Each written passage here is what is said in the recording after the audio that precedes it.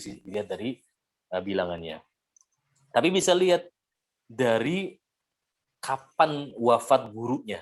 Nah, misalkan ada 2 orang nih, sama-sama bilangannya sama, tapi yang satu gurunya udah wafat, ya, udah wafat 10 tahun yang lalu misalkan. Sementara yang ini gurunya masih hidup, maka yang ini lebih ahli sanadnya, ya. Yang gurunya sudah wafat itu dia lebih ahli sanadnya. Nah, jadi bisa berubah kan begitu, penilaian ahli atau tidaknya bisa berubah.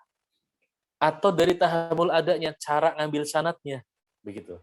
Yang satu cara ngambil sanadnya hanya dapat dari ijazah aja, ya, hanya dapat dari ijazah. Yang satu dengar langsung dari gurunya, sama. Maka sama ini lebih ahli dari ijazah. Walaupun yang sama tidak punya ijazah. Nah, ini juga antum harus tahu, ya. Antum udah punya ijazah, ya.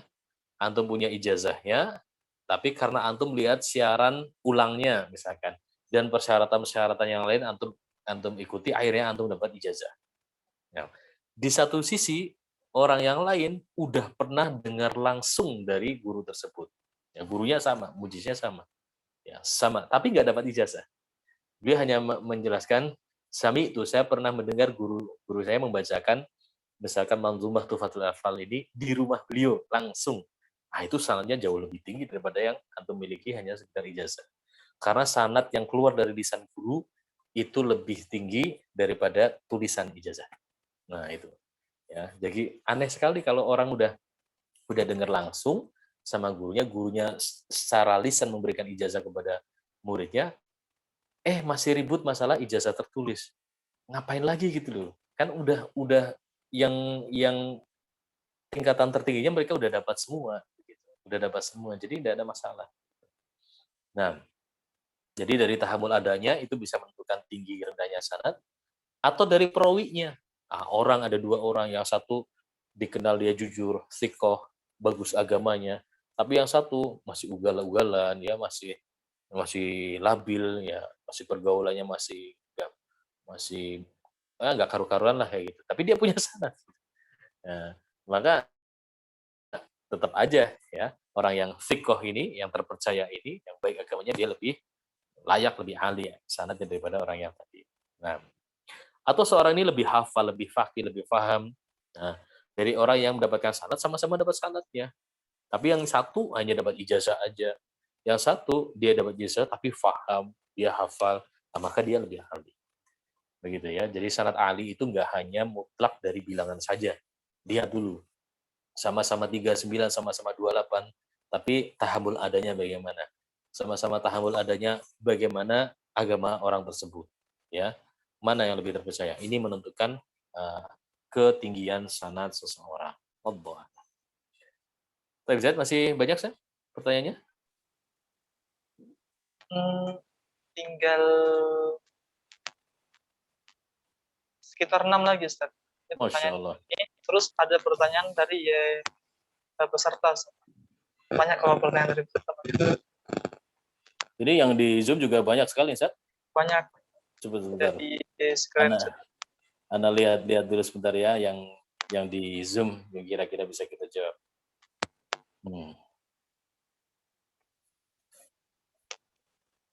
Apakah boleh seseorang menghadiri banyak majelis riwayat dalam berbagai bidang seperti qiraah, hadis, kitab ulama, namun tidak menghadiri majelis riwayatnya karena belum memahami dasar-dasar ilmu dari kitab yang dikaji? Ya boleh-boleh saja, ya boleh-boleh saja untuk menghadiri banyak majelis. Hanya saja antum nilai mana yang lebih penting, itulah yang antum ambil yang sesuai dengan kebutuhan antum. Nah, seorang yang hadir di dalam majelis kitab hadis, apakah ia mendapatkan sanad kitab ataukah sanad hadis yang dibacakan? Sanad hadisnya saja, ya.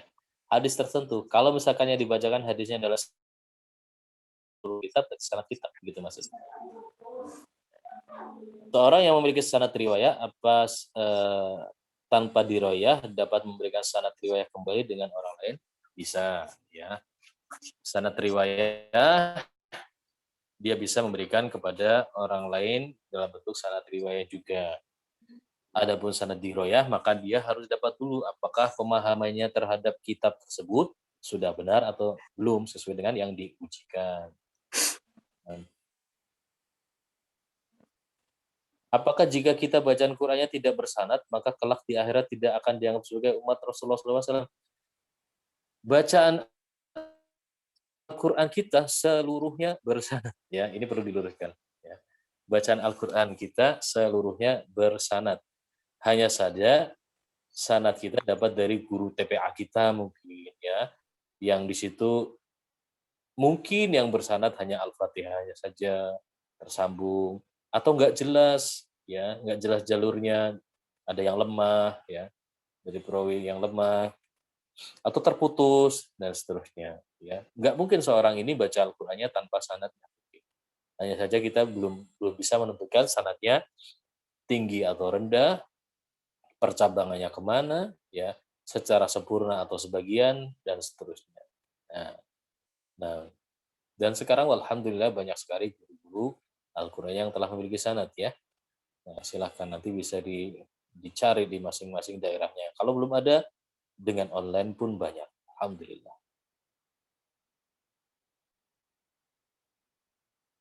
Sebagai penuntut ilmu pemula, apakah perlu mengedepankan pengambil riwayat lebih dulu atau mengedepankan diroyah? Mana yang mudah buat antum, silahkan. Sekarang antum bisa untuk riwayat, ambil riwayat dulu. Ada diroyah, ambil diroyah dulu. Silahkan. Jangan sampai menghalangi antum, mikir-mikir kelamaan, malah nggak jadi mengambil ilmu. Ya. Mana yang lebih mudah buat antum. Sanad riwayah dan sanad diroyah. Ya. Riwayah mudahnya tersambung sanad ya, tersambung mata rantai ya, dengan cara membacakan saja atau mendengarkan atau dengan ijazah. Adapun diroyah antum memahami isinya, isi hadisnya, isi matannya, kandungan misalkan Al-Qur'an berarti tajwidnya, ya, riwayatnya dan seterusnya. Nah, jadi teoritisnya, pendalamannya, kefakihannya itu diroyah. Nah, menonton YouTube termasuk dalam pengambilan sanad? Kalau YouTube-nya live berarti sah, kalau YouTube-nya rekaman berarti masuknya wijadah, barang temuan. Wijadah bisa terangkat menjadi sah kecuali dengan ketika dia ditambah dengan ijazah, baru sanadnya sah. Nah, nah, boleh tahu sanad yang banyak dipakai oleh orang Indonesia itu siapa saja penyambungnya? Ya tergantung sanad apa. Ya, sanad apa dulu? Nah, ini pertanyaannya sangat luas ya. Kalau sanad Al-Quran, ada jalur dari ulama Nusantara, ada jalur dari ulama Yaman, dari ulama Mesir, ulama Madinah, ulama Syam, banyak. Nah, Masya Allah, ini sangat banyak. Mungkin nanti akan kita tuliskan saja ya, karena waktunya juga tidak memungkinkan untuk menjawab semuanya. Nah, Z, ada lagi Z? Mungkin Ini mau beberapa lagi. menyelesaikan kaset, menyelesaikan yang di PA atau gimana? Iya. Ya, coba deh pilihin yang ini. Nah, 3 lagi deh, insyaallah. ini ya, bolehkah kita mensyaratkan syarat-syarat tertentu untuk seseorang yang ingin mengambil sanad dari kita? Seperti misalnya syaratnya mau mengambil sanad Tuhfatul Atfal, ya, dia harus maharnya 5 liter beras dulu, seperti itu. Atau mau ngambil Hidayatus Sibyan, syaratnya dengan 1 gram emas. Itu gimana? Sorry. Iya. Ya boleh, ya. Boleh saja. Bahkan misalkan syaratnya adalah antum memberikan makanan buat fakir miskin sebanyak 100 orang gitu, boleh aja. Jadi terserah hak prerogatif mujiznya begitu ya. Nah, jadi berat ringannya syarat dalam mengambil ijazah sanad itu bukan selama tidak melanggar syariat ya. Selama tidak melanggar. Nah, kalau ada yang misalkan mau ambil sanad syaratnya harus potong ayam hitam misalnya. Ah, ini bahaya mah. ini tinggalkan. Ini sudah jelas-jelas melanggar syariat. Nah, begitu. Kalau syaratnya di atas kebaikan, insya Allah tidak ada masalah. Karena itu menunjukkan baik agamanya. Nah, wallahu alam. Lanjut, Zid.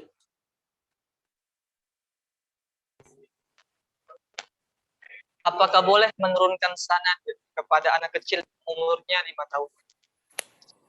Iya. Sekitar. Bahkan yang lebih kecil dari itu saja boleh. Ya. Nah, ini makanya kalau misalkan kita lihat kenapa jalur sanad kitab ya tertentu, jalurnya ulama ahlul qiraat dengan ulama muhadisin itu beda. Karena kebiasaan ulama muhadisin, ulama ahlul hadis ini memberikan ijazah sanad itu ijazatan. Ya, anak-anak datang, anak umur 1 tahun, 2 tahun, 5 tahun lari-lari di majelisnya, kasih dia ijazah sanad. Bahkan anak yang masih di dalam kandungannya, dia ngasih ijazah. Ntar kalau lahir, dia lahir, hidup, saya masih hidup, tersambung sanadnya. Ini kebiasaan para ulama ahlul hadis kayak gitu. Ya, supaya apa namanya berberkah gitu, ilmunya berberkah. Jadi dimanapun dia berada, dia bisa memberikan keberkahan ilmu. Dia berharap bahwasanya nanti kelak anak tersebut 5 tahun. Anak tersebut 5 tahun udah dapat ijazah sanad. Nah, ijazah sanadnya sah dari sisi tambul adat, dari sisi pengambilan sanadnya udah sah. Bayangin aja, nanti ketika anak ini sudah berumur 40 tahun, ya usia sanadnya yang udah dia pegang udah tinggi sekali, Ali. Bisa jadi gurunya udah meninggal, kan udah meninggal. Nah, ini yang diinginkan oleh para ulama.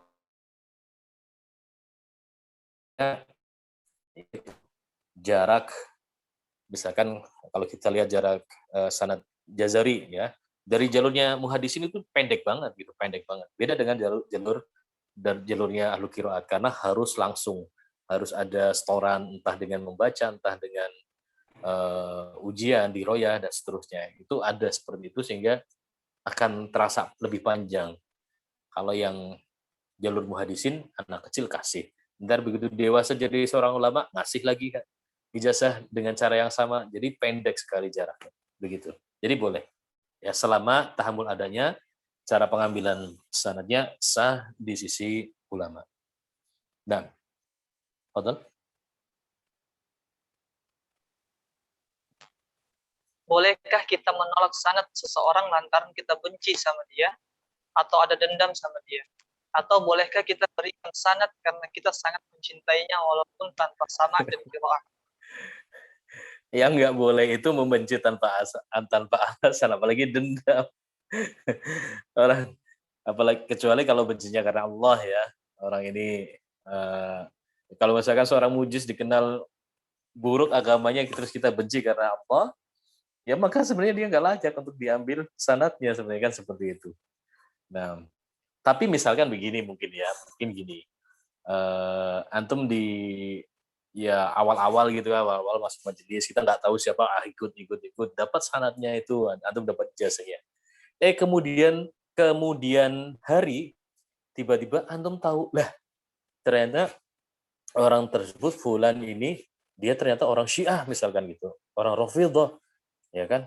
Terus gimana nih sanatnya? Kita udah punya sanatnya. Ya kalau dari sisi sanat itu nggak bisa antum hapus gitu.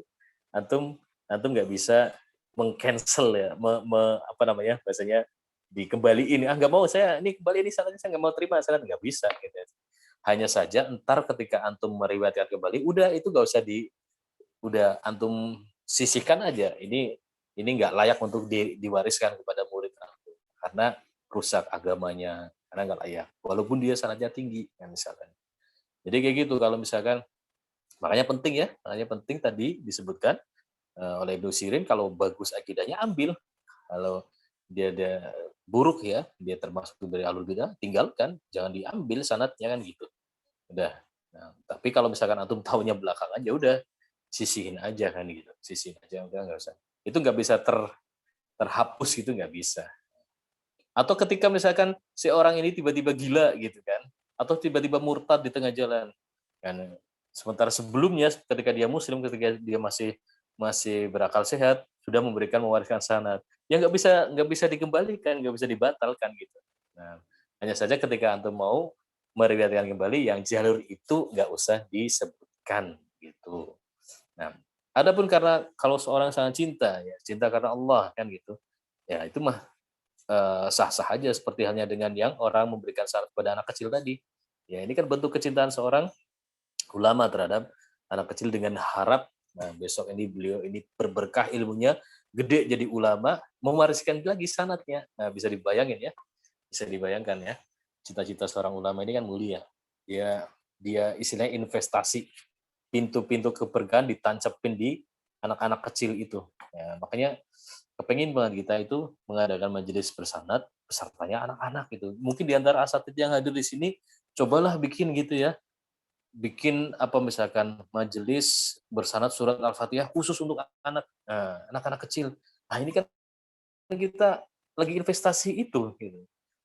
Banyak ini asatidz di sini yang anak kenal Ustaz Yudi itu kan, Masya Allah. Ahlan wa sahlan Ustaz, Masya Allah. Satrio tuh banyak tuh ya, yang banyak yang anak kenal di sini. Belum ustadzahnya nih. Semuanya ustadz dan ustadzah semua di sini. Ya jadi antum nanti di daerah antum itu bikinlah majelis-majelis yang bersanad itu ya, yang pesertanya ini anak kecil gitu loh. Jadi biar biar dari kecil itu kita nanamkan apa namanya investasi investasi mah jangan sama emas doang gitu ya. Investasi dengan kunci keberkahan gitu. Antum banyakkan koleksi emas sih. Ya, jadi kayak gitu ya, usahakan ya nanti biar ini biar biar tiba-tiba besok kita di akhirat kaget gitu. Ih, Masya Allah. Oh, ternyata ini dari anak kecil yang dulu kita tanamkan kunci keberkahan berupa sanad, ternyata gedenya jadi ulama. Ah, Masya Allah kan, gitu kan. Bisa jadi atas sebab itu ya. Jadi ayolah para asatidz yang di sini, para ustadzat yang di sini bikin majelis buat anak kecil, jangan anak gede ya. Kapan-kapan kita bareng gitu loh, kita kita jalan bareng gitu kan, bikin acara bareng khusus gitu, seluruh Indonesia gitu, majelis buat anak kecil gitu. Nanti sanad surat Al-Mulk, surat An-Naba bersanad gitu. Ya, insya Allah buat keberkahan. Nah, Allah alam. Lanjut satu lagi deh.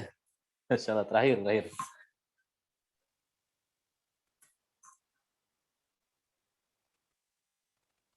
Apabila seseorang murtad lalu mu'allaf lagi, apakah sanadnya diterima? Apabila seorang sudah dapat sanad lalu jadi gila kemudian sadar lagi, apakah sanadnya diterima? Udah tadi itu. Sudah, Sama tadi udah. Jadi kalau kalau udah terlanjur terima sanad ya udah masuk. Tiba-tiba setelah itu selang 1 bulan dia gila, murtad, ya udah nggak bisa tetap sanadnya tetap sanadnya sah. Cuma nanti kita untuk meriwayatkan kembali kita lihat ini nggak layak untuk diriwayatkan untuk jalur tersebut gitu. Nah, jadi pilih-pilih jalur yang paling bagus buat murid-murid kita untuk diriwayatkan kembali. Begitu, ya. Ada peserta yang ingin tanya langsung? Dikit aja deh. Ustaz, Dengan siapa ini? Fadlan. Afwan Ustaz, saya mau tanya Ustaz. Oh iya, insyaallah. Ahlan, Assalamualaikum ahlan. warahmatullah. Waalaikumsalam warahmatullah. Fadlan, Ustaz. Itu Ustaz, kemarin saya mendengar teman saya katanya itu, saya kan kurang paham juga terkait sanad. Ada katanya perbedaan antara sanad Wahabi dengan Ahlu Sunnah. Menurut Ustaz bagaimana itu Ustaz? Iya. Syukron. Nah, ya itu istilah-istilah aja, Ustaz ya. Jadi istilah kalau misalkan sanad itu kan sekarang ini di zaman sekarang ya. Ya, yang kita fokus kita mau nyambungin ke siapa dah gitu. Ujung pangkalnya ke siapa? Rasulullah kan? Nah, itu. Jadi nggak ada istilah sanad-sanad yang seperti antum sebutkan itu. Yang penting kita fokus ke sana. Selama jalurnya itu sah, selama jalurnya itu sahih, ya ambil gitu, ambil sanadnya. Seperti yang tadi kita sebutkan itu. Nah yang antum fokus guru kita itu dapat sanadnya sah atau enggak, udah itu aja. Nah, sanad yang dimiliki guru kita ini bagus enggak, sahih enggak, tinggi enggak, begitu. Adapun kalau yang kita ambil sanadnya itu adalah ke arah yang lain, ya misalkan ujungnya itu bukan ke Rasulullah, nah ini baru jadi masalah, kan begitu. Contohnya apa?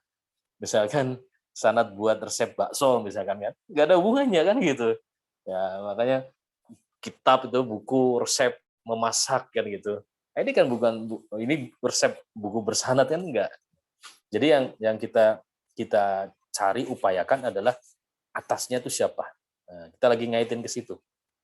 Nah, jadi selanjutnya kita fokus aja.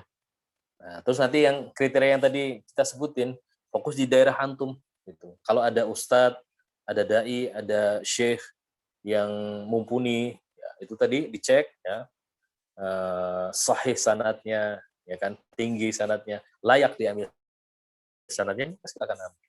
Begitu ya. Wallahu a'lam. Fadal, ada lagi? Ustaz, Hmm? ini misalnya ada seorang yang jahil, tidak bisa mengucapkan huruf ro atau lam dengan sempurna. Bahkan ada seseorang yang tidak bisa mengucapkan huruf ta atau dal dengan sempurna dikarenakan hidupnya tidak rata. Dan mereka sudah berusaha bisa menyempurnakan pengucapannya dengan tepat, tapi tetap tidak bisa. Apakah orang dengan kondisi seperti ini bisa mendapatkan ijazah Al-Quran? Ya, baik. Kalau bisanya bisa untuk dirinya sendiri, ya. Seperti yang tadi kita sebutin, bentuk sayang seorang guru bisa menjadikan dia mendapatkan sanad. Atau seorang ini layak dari sisi yang lain, ya, layak dari sisi apa? Bagus agamanya, dia hafal Al-Quran, berarti layak. Maka dia berhak mendapatkan sanad. Namun, ketika dia akan mewariskan, maka kembali, maka dia harus introspeksi diri bahwasanya ada lahan yang belum dia sempurnakan, baik karena dia mendapatkan uzur maupun memang belum dia kuasai. Maka yang seperti ini, di titik itulah beliau harus menyerahkan kepada yang sudah menjadi ahlinya. Artinya apa? Ketika sanad Al-Quran dia sudah dapatkan, berarti keberkahan Al-Quran ada pada dirinya. Tetapi untuk mengajarkan di titik yang beliau kurang di situ, misalkan huruf ro-nya dia kurang, maka disitulah dia tidak bisa meneruskannya. Nah, ambillah huruf ro kepada guru yang lain. Maksudnya seperti itu. Jadi dia belum bisa belum layak sebenarnya untuk mengijazahkan secara ijazah Al-Quran qiraah wal iqra ya. Untuk bacanya boleh, tapi untuk mengajarkannya belum. Begitu. Tapi itu sudah mencukupi untuk dirinya. Begitu maksudnya. Nah, wallahu alam. Cukup ya. Ini Ustadz Ikhlas ngapain ini angkat tangan? Kayak pakarnya di sini malah ikut-ikutan. Ustadz Izul ngapain ini? Masya Allah. Ya. Ya, mungkin sampai sini ya. Dari kami mungkin cukup ya karena sudah terlalu malam. Pertanyaan yang belum sempat terjawab, insya Allah nanti kita rangkum. Semoga Allah mudahkan untuk ditulis nanti bisa di-share ke grup-grup peserta di Ma'had Online Al-Imam Syubah ya, insyaallah taala. Dari kami mungkin kita cukupkan. Waktu anak kembalikan kepada pembawa acara. Fadhal Ustaz Zaid, fadhal. Ya, barakallahu fiik. Ya, untuk Ustaz Fidhullah taala, al-afdal min al-khata'ikum. Jazakumullahu khairan katsiran. Syukran ala husni ihtimamikum. Mohon maaf ketika mungkin ada sebuah kekeliruan dari kami. Terima kasih, semoga bermanfaat buat kita semua. Akhiru da'wana ila subhanakallahumma bihamdika asyhadu an la ilaha illa anta astaghfiruka wa atubu ilaik. Assalamualaikum warahmatullahi wabarakatuh. Waalaikumsalam warahmatullahi wabarakatuh. Waalaikumsalam. Syukran jazakumullah khairan katsiran. Ustaz.